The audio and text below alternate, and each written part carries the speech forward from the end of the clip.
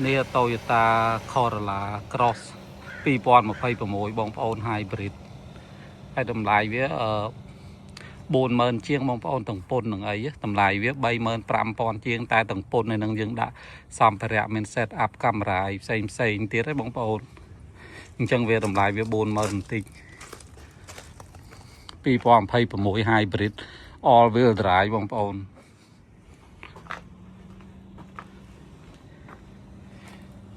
ស្អាតបងប្អូន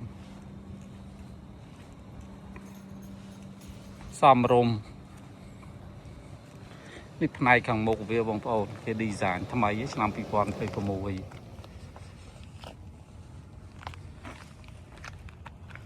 ហើយនេះកង់នេះបងប្អូនកង់នេះក៏ស្អាតដែរកញ្ចក់វា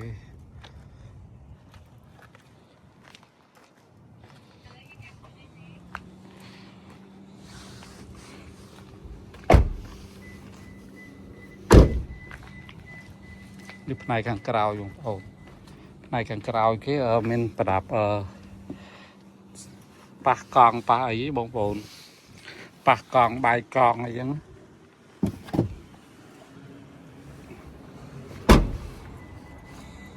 all wheel drive hybrid Corolla Toyota Cross 2026បងប្អូននេះផ្នែកខាងក្រោយមានដបសាន់រូបបងប្អូនអានេះផ្នែកខាងមុខកន្លែងបើកបរឡើងទៅកង់ទ័រ screen នេះគេបងប្អូនមានសាន់រូបនៅពីលើ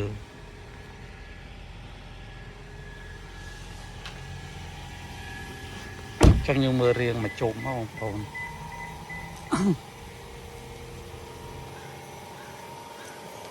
រៀងវាមកជុំ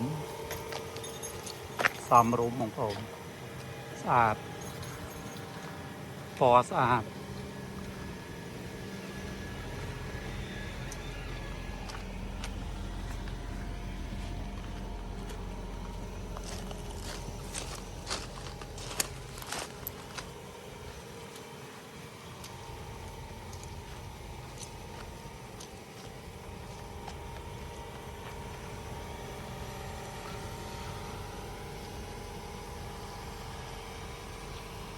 ចឹងមានប៉ុណ្្នឹងឯងបងប្អូន Toyota Corolla Cross 2026 Hybrid all wheel drive បងប្អូន